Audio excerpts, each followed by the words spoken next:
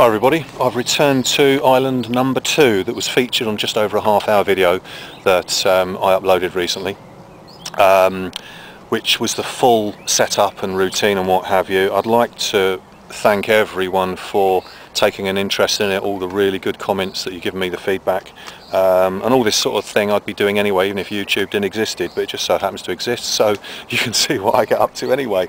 So what I'm doing, it's about Canadian geese and some bird tweeting up there.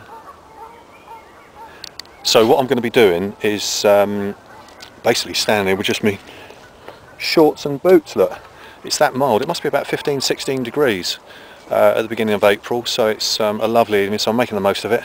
I'm just going to get myself set up with the fire, so I'll be sorting out my fire pit again and making something to eat, jacket potatoes and a little bit of pork that I'm going to roast over the fire. Right, while there's enough light, it's just gone 8 o'clock. I reckon I've got about, oh, can you see the moon? So far.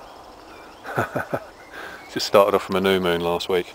I just wanted to share with you, before it gets dark, this bit of pork. It's a shoulder, sort of a cut from shoulder, and what I'm going to do, I've got my special little spicy mix in that box, which is a mixture of pepper, pinch of salt, nutmeg, cayenne pepper, mixed spice, and a couple of other things. I can't remember what's in it. There's about 10 different things which I've just mixed up, really concoction. And what I'm going to do is I'm going to sprinkle some on there. I'm just going to season that. Then what I'm going to do, I've just made this from a sort of a foil tray thing that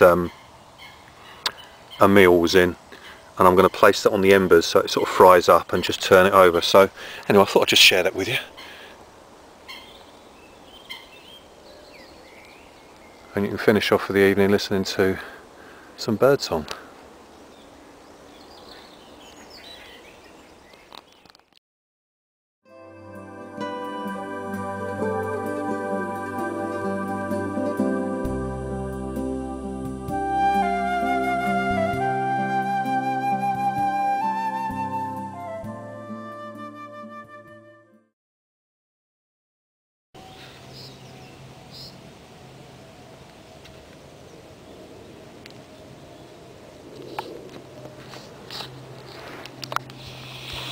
Okay, it's now the morning. I'm going to go through my normal routine of airing my sleeping bag and derobing of my sleeping kit and freshen up, and then I've got a dry mix of bannock that I'm going to be knocking up for my breakfast this morning, so I'll be showing you how I do that. I'm going to do it drop scone method in a small frying pan and just tell you about the simple ingredients. So once the warmth of the fire died down last night, I let it sort of drift off about 1:30, 2 o'clock in the morning. And of course I had my shorts on, so coming to sleep I wanted to stay warm, so just had the unzipped sleeping bag and then just put over my shorts the old softy trousers that zip up at the side, so I could put them straight over my boots and up to my waist, and then my homemade fleece, which I'll give a review on how I made this and my objectives behind it another time. But anyway, I'm going to get the bannock going yet again. Lovely sunny day, so it's really worth coming out here again. Albeit it looks like an Aboriginal outback.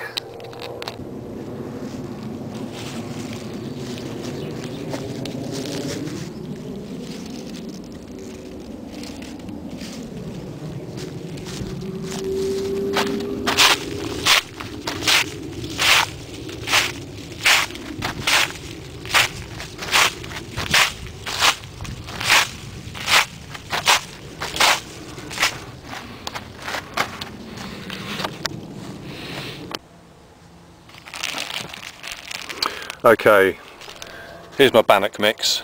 It's well, first of all, I know there's many different recipes that you can use. You can use mixed dried egg with it. You can, if you're making it at home, or you've got fresh eggs, access to fresh eggs, you can mix fresh eggs with it. You can mix butter with it.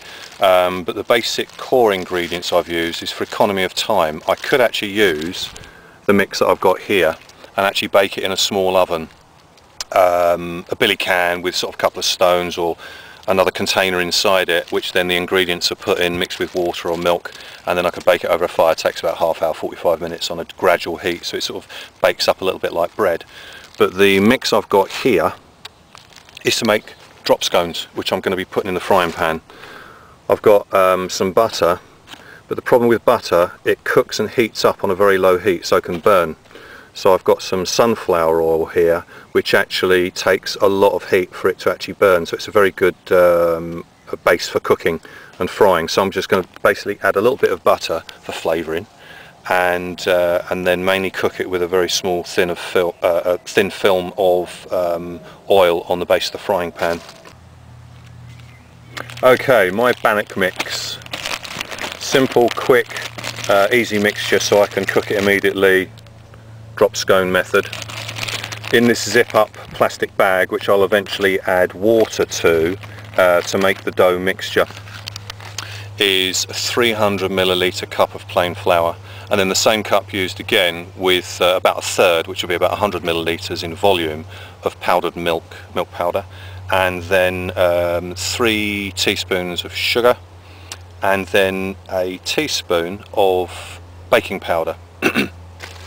But then to flavour it up and give it a bit more substance, although you can't see it, there's a sort of a handful mixture of crushed Brazil nuts, hazelnuts, walnuts, pecan nuts, dried cranberries, dried sultanas and almonds, and I've crushed that up to give it a bit more flavour and substance.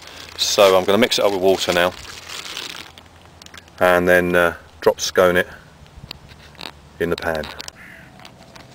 What I've done is I've added water just a little bit at a time until it gets sort of a doughy consistency, which obviously you can see it's now starting to get a bit doughy as the drier parts of the flour mixture, bannock mixture, start to sort of absorb the water. But what I'm now going to do is I'm going to knead it in the bag, because I need to eat it.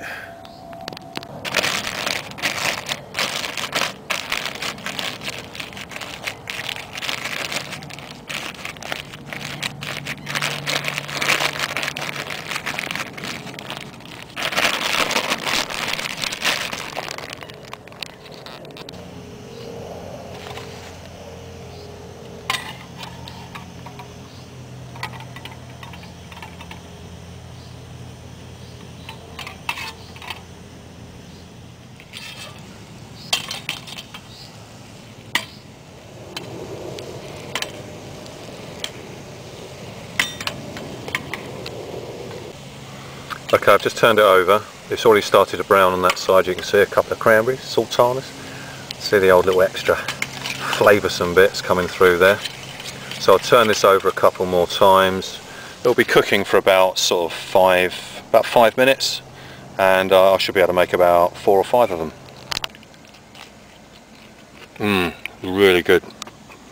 If you see that, it's sort of like a doughy, cakey mixture, cooked right the way through, crispy on the outside. As it starts to cook, sort of just pressing it down a little bit, and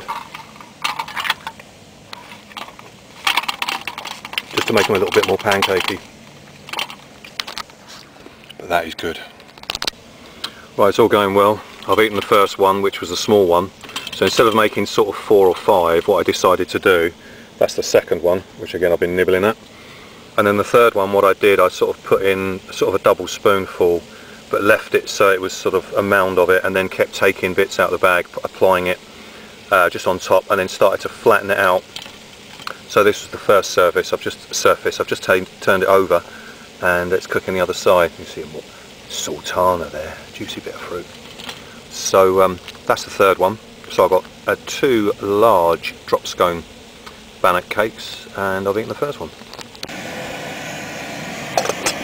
Well, what I've done with the last one, it was about 2/3, 3/4 cooked through, so I thought what I'd do is I'd put it on top of the saucepan there and put the lid on it, and it's still had enough heat in the base of the frying pan to still keep the heat coming through for it to rise and finally cook it out, so sort of more baking it out on the last part so I can get the tea on the brew. There, letting the tea brew for at least 4 minutes. With tea, interesting thing to actually to know is that if you brew tea for at least 4 minutes, it releases an enzyme which is like an antibacterial for the mouth and teeth. I know tea and coffee and drinks like that stain, not just your clothing but maybe your teeth, or if you don't keep your teeth clean. But there's an enzyme, I can't think of what the enzyme's called offhand, but if you let the tea brew for at least 4 minutes, it's got an antibacterial quality, which is good for the teeth. It normally works with sort of oxidization, which means the air needs to contact it. So obviously you've got the nearest place of your body for air to be is either your nose or mouth, and of course you're not going to be drinking tea through your nose. Oh, I could try that maybe one day. That's a challenge. Okay, I'm going to put a shout out for everyone to see if they can drink. No, I'm joking. So what we got here, we got the second bannock. I've just eaten the second big one. So you can see the size of that related to my hand. So that's got quite a good packed with calories, carbohydrates, just a little bit of fat, mainly from the fat that you've cooked the food in, which is basically negligible. It's just there as a surface to let the heat come through without the actual substance burning. So with a little bit of butter, a little bit of oil, and then you've got the protein of the nuts, the carbohydrates also of the fruit. So I mean, if just 2 of these or 1 of these were enough to keep me going, I could pack that up. Obviously it'd be cool, and eat that again during the day. So all good stuff. So that's bannock. Drop scones.